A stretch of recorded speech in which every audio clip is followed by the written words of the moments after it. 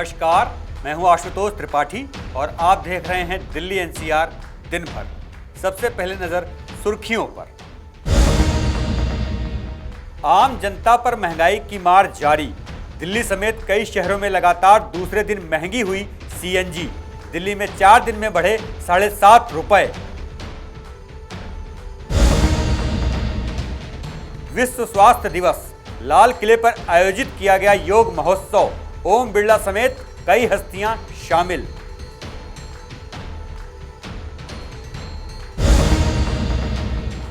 गाजियाबाद के PNB bank में हुई 12 लाख की लूट का पर्दाफाश। मुठभेड़ के बाद पुलिस ने 2 आरोपियों को किया गिरफ्तार। दिल्ली के मुखर्जी नगर में मंचलों ने सरेराह युवती का किया पीछा। विरोध करने पर घरवालों के साथ की मारपीट। सावधान, दिल्ली वालों को और सताएगी गर्मी। मौसम विभाग ने जारी किया येलो अलर्ट। 12 अप्रैल तक के लिए हीट वेव की चेतावनी। देश में महंगाई कम होने का नाम नहीं ले रही है। डीजल और पेट्रोल की तरह अब सीएनजी के दाम भी रोजाना बढ़ने शुरू हो गए हैं। लगातार दूसरे दिन सीएनजी के दामों में वृद्धि की गई। दिल्ली में तो 4 दिन के भीतर करीब 7.5 रुपए की वृद्धि सीएनजी के दामों में की गई है। देखिए पूरी रिपोर्ट। आम जनता पर महंगाई की मार जारी है। तेल और गैस कंपनियां लोगों की जेब पर लगातार बोझ बढ़ाती जा रही हैं। पेट्रोल डीजल के बाद अब सीएनजी के दाम भी रोजाना बढ़ना शुरू हो गए हैं। कंपनियों ने दिल्ली सहित कई शहरों में बृहस्पतिवार को लगातार दूसरे दिन सीएनजी के दाम बढ़ा दिए हैं। 7 अप्रैल को दिल्ली में सीएनजी के दाम 2.5 रुपए प्रति किलोग्राम बढ़ाए गए हैं। अब दिल्ली में 69.11 रुपए प्रति किलोग्राम के रेट से सीएनजी मिल रही है। इससे पहले बुधवार को भी दिल्ली में सीएनजी 2.5 रुपए महंगी हुई थी, यानी महज 2 दिनों के अंदर ही सीएनजी के दाम प्रति किलो मूल्य में 5 रुपए का इजाफा हो चुका है। इससे पहले 4 अप्रैल को भी दिल्ली में सीएनजी के दाम बढ़ाए गए थे। राजधानी में बीते 4 दिनों में ही सीएनजी की कीमतों में 7.5 रुपए प्रति किलो का इजाफा हुआ है। परेशान करने वाली बात यह है कि पिछले 1 हफ्ते से भी कम समय में दिल्ली में सीएनजी के दाम 9 रुपए से ज्यादा बढ़ चुके हैं। दिल्ली ही नहीं, उससे सटे नोएडा, ग्रेटर नोएडा, गाजियाबाद और गुरुग्राम जैसे शहरों में भी आज से सीएनजी महंगी हो गई है। दरअसल कंपनियों ने ग्लोबल मार्केट में बड़ी कीमतों को वसूलने के लिए महज 1 महीने के भीतर ही सीएनजी की कीमतों में 8 बार इजाफा किया है। इस दौरान करीब 10 रुपए की बढ़ोतरी की जा चुकी है। उतना ही 2022 में अब तक कंपनियों ने करीब 14 रुपए प्रति किलोग्राम तक बढ़ा दिए हैं। इससे निजी वाहन चालकों के साथ साथ ऑटो टैक्सी चालकों पर भी बोझ बढ़ता जा रहा है। दिल्ली, मुंबई जैसे महानगरों में आम आदमी के लिए ऑटो और कैब जैसी सुविधाएं महंगी हो सकती हैं, क्योंकि लगातार महंगे होते पेट्रोल, डीजल और सीएनजी के बीच ऑटो टैक्सी चालकों ने भी किराए में बढ़ोतरी की मांग तेज कर दी है। नवोदय टाइम्स के लिए संगीता सिंह की रिपोर्ट, दिल्ली। योग बनाए निरोग। जी हाँ, योग से स्वस्थ होने का मंत्र अब पूरी दुनिया ने समझ लिया है। विश्व स्वास्थ्य दिवस के अवसर पर लाल किला पर योग महोत्सव का आयोजन किया गया, जिसमें लोकसभा स्पीकर ओम बिरला समेत कई केंद्रीय मंत्री भी शामिल हुए। विभिन्न देशों के राजदूत भी इस अवसर पर उपस्थित रहे। योग प्रोटोकॉल का प्रदर्शन किया गया, आप भी देखिए। 7 अप्रैल को विश्व स्वास्थ्य दिवस मनाया जा रहा है। इस मौके पर आयुष मंत्रालय की ओर से एक सामान्य योग प्रोटोकॉल का प्रदर्शन करने के लिए लाल किले में एक भव्य कार्यक्रम योग महोत्सव का आयोजन किया गया। दिल्ली में आयोजित कार्यक्रम में लोकसभा अध्यक्ष ओम बिरला, केंद्रीय मंत्री सर्बानंद सोनोवाल सहित विभिन्न देशों के राजदूत, प्रमुख खेल हस्तियां और योग समर्थक शामिल हुए। तस्वीरों में देख सकते हैं कि कितनी संख्या में लोग लाल किले में आयोजित योग महोत्सव में शामिल होने पहुंचे। सभी ने प्राणायाम से लेकर कपालभाति तक कई योगासन किए। लोकसभा के अध्यक्ष ओम बिरला भी इस दौरान योग के कई पोस्ट करते नजर आए। लोकसभा अध्यक्ष ओम बिरला ने मीडिया से बात करते हुए कहा कि विश्व स्वास्थ्य दिवस पर सभी को बहुत बहुत शुभकामनाएं। इसके साथ ही उन्होंने पूरे विश्व के स्वास्थ्य के लिए कामना भी की। लाल किले पर आयोजित इस योग उत्सव समारोह में भारत में वियतनाम के राजदूत फाम सान चाउ ने भी भाग लिया। इस दौरान उन्होंने कहा है कि हर दिन योग अभ्यास करना चाहिए। भारत सरकार ने देश में योग को बढ़ाने के लिए जैसे प्रयास किया है, मैं इसकी सराहना करता हूँ। विश्व स्वास्थ्य दिवस पर सभी को बहुत बहुत शुभकामनाएं। हम सब लोग पूरे विश्व के स्वस्थ होने की कामना करते हैं। योग हमारी प्राचीनतम जीवन पद्धति है और योग के द्वारा तन मन स्वस्थ हो, निरोगी काया हो। इसके लिए आज अंतर्राष्ट्रीय योग दिवस के पहले आजादी के अमृत महोत्सव के उपलक्ष्य में आज योग अभ्यास रखा। वहीं केंद्रीय मंत्री सर्बानंद सोनोवाल ने योग कार्यक्रम में हिस्सा लिया और दुनिया भर में योग को पहचान दिलाने के लिए पीएम मोदी के प्रयासों की सराहना भी की। आप सबको हृदय से धन्यवाद देता हूं। आप लोगों ने इस योगा उत्सव पर भाग लेकर ये साबित किया है कि हमारे माननीय प्रधानमंत्री जी की दिए हुए शक्ति के द्वारा, मार्गदर्शन के द्वारा हम योगा को जैसे विश्व की हर व्यक्ति इस प्रैक्टिस से शामिल हो, इस विषय पर हम लगे रहेंगे। हमारी जो कमिटमेंट, हमारी जो डिवोशन, डेडिकेशन हम हमेशा बरकरार रखेंगे। मुझे लगता है आज इस योगा उत्सव पर आप लोगों ने भाग लेकर ये साबित किया है, तो इसलिए आप सबको फिर से हृदय से आभार व्यक्त करना चाहता हूं। विशेष रूप से मैं माननीय देश के प्रधानमंत्री, हमारे आदर्शवादी नेता प्रधानमंत्री नरेंद्र मोदी जी को मैं धन्यवाद देना चाहता हूं। हर साल अंतर्राष्ट्रीय योग दिवस के उपलक्ष्य में 75 दिनों की उल्टी गिनती एक महत्वपूर्ण घटना है। मंत्रालय को उम्मीद है कि इस साल अंतर्राष्ट्रीय योग दिवस की 75 दिनों की उल्टी गिनती में योग के माध्यम से स्वास्थ्य और भलाई के लिए जन आंदोलन को प्रेरित किया जाएगा, क्योंकि 8वां अंतर्राष्ट्रीय योग दिवस आजादी के अमृत महोत्सव वर्ष में पड़ रहा है। आयुष मंत्रालय ने देश भर में 75 प्रतिष्ठित स्थलों पर इंटरनेशनल योगा डे मनाने का प्रस्ताव किया है। वहीं सरकार ने भी भारतीय संस्कृति में महत्वपूर्ण स्थान रखने वाले योगा को ही विश्व स्वास्थ्य दिवस के लिए चुना और दुनिया को स्वास्थ्य के प्रति सचेत रहने का संदेश दिया। नवोदय टाइम्स के लिए संगीता सिंह की रिपोर्ट, दिल्ली।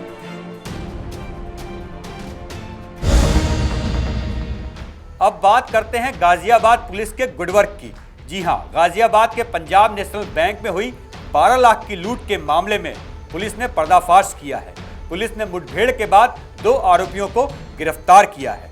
देखिए। गाजियाबाद के पंजाब नेशनल बैंक में 12 लाख की लूट की घटना को अंजाम देने वाले आरोपियों को पुलिस ने गिरफ्तार कर इस पूरे मामले का पर्दाफाश कर दिया है। दरअसल नंदग्राम क्षेत्र के नंदीपार के पास पुलिस चेकिंग अभियान कर रही थी। तभी 2 लोग बाइक पर आते हुए दिखाई दिए, जिन्हें रुकने का इशारा किया, लेकिन पुलिस को देखकर भागने लगे। तभी पुलिस ने फायरिंग कर दी, जिसमें दोनों बाइक सवार व्यक्ति घायल हो गए। पूछताछ में पता चला कि इनका नाम रॉबिन जाट और हिमांशु है। ये नंदग्राम के ही रहने वाले हैं। नंदग्राम क्षेत्र के नूरनगर की पीएनबी बैंक की घटना में ये आरोपी शामिल थे। इस मामले में मेरठ रेंज आईजी प्रवीण कुमार ने पूरा खुलासा किया। उन्होंने बताया कि बैंक लूट में जो अपराधी थे वो 9 सीखे थे, नंदग्राम के लोकल थे, इसलिए उन्हें पता था कि बैंक में कोई सुरक्षा गार्ड नहीं है। इसी का उन्होंने फायदा उठाया। और जब इनसे पूछताछ हुई तो ये बात इन्होंने बताई कि क्योंकि इस बैंक में कोई सुरक्षा नहीं थी और ये राष्ट्रीयकृत बैंक है, तो हमको लगा कि ये हमारे लिए सुविधाजनक होगा और हमने इस घटना को तारीख किया। पूरी पुलिस टीम ने कई सारे मौकों पर कई सारे चैलेंजेस, कई सारी फंक्शनल जो एस्पेक्ट्स होते हैं उस पर ड्यूटियाँ सबकी लगाई गई और सभी की फीडबैक मुनिराज, निपुण, एसपी क्राइम, ये सारे लोग, पूरी टीम की जो है उस पर लगातार कार्य करती रही और इसका परिणाम यह था कि लगभग 62 केस का इसमें अनावरण किया गया है। जो कैश है उसकी रिकवरी हुई है और इनके साथ अभी हम लोग अब पुलिस कस्टडी रिमांड में लेकर के अग्रेतर डायमेंशंस पर हम लोग इस पर कार्रवाई करेंगे। पुलिस ने बदमाशों से बैंक का लूटा गया 8 लाख रुपए बरामद किया है। साथ ही अवैध हथियार भी बरामद किए हैं। गाजियाबाद से नवोदय टाइम्स के लिए विकास कुमार की रिपोर्ट। राजधानी में मनचले बेलगाम हो गए हैं। मुखर्जी नगर इलाके में कुछ मनचलों ने नशे में धुत होकर एक लड़की का पीछा किया। यह मनचले लड़की का पीछा करते हुए उसके घर तक पहुंच गए। वहां पर जब परिजनों ने इसका विरोध किया तो मनचले गाली गलौज करने लगे। बाद में बत्रा सिनेमा के पास परिजनों से गुंडों ने मारपीट भी की। आप भी देखिए पूरी घटना और पीड़ित परिवार का पक्ष।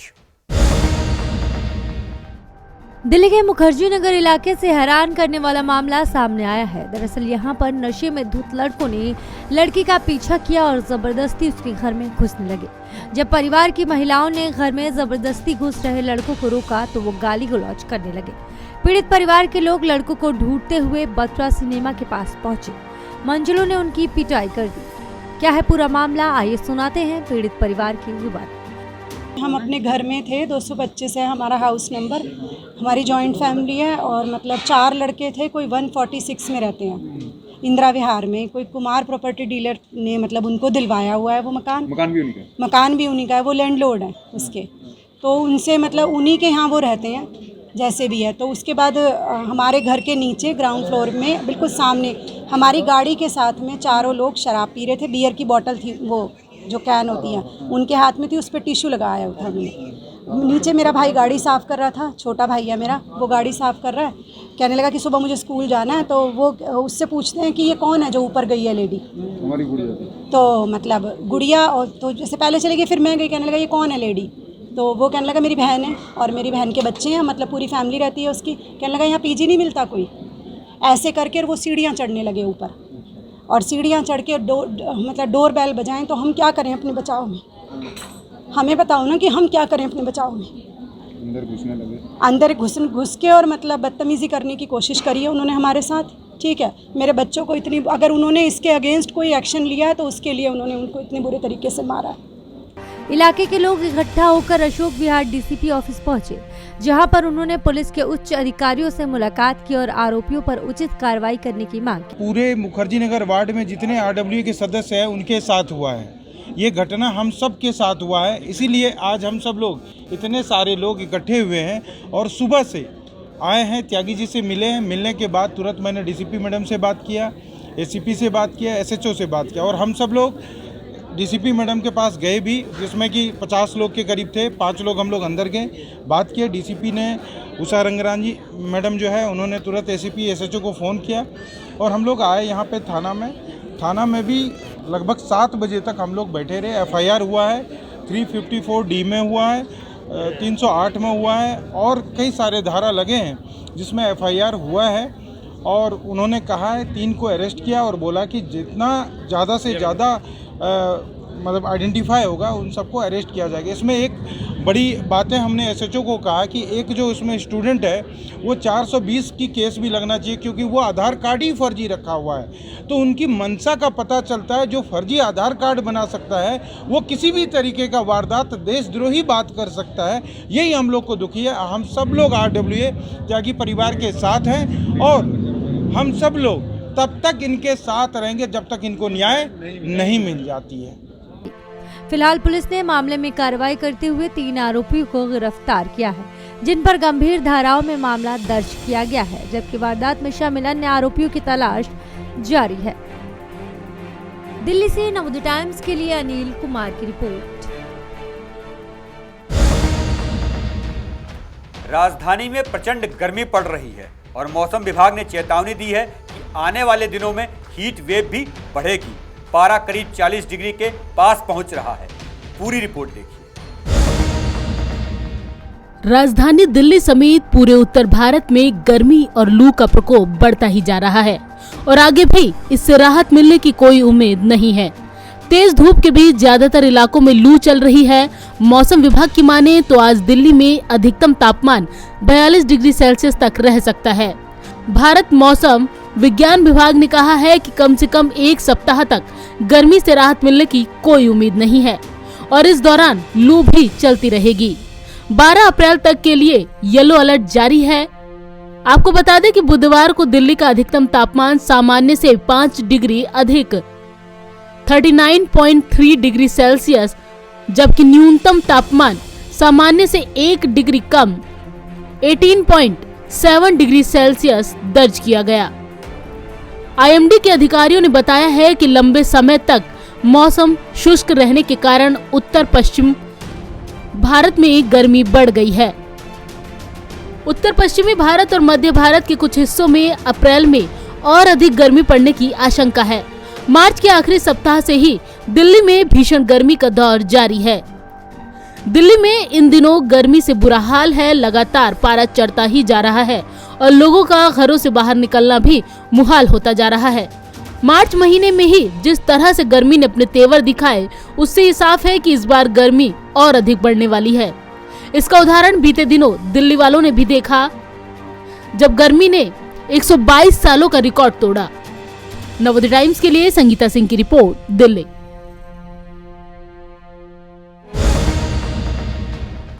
दिल्ली एनसीआर दिन भर में अभी के लिए इतना ही। मुझे दीजिए इजाजत। अगर आप हमें YouTube पे देख रहे हैं तो सब्सक्राइब करें, अगर Facebook पे देख रहे हैं तो लाइक करें। नमस्कार।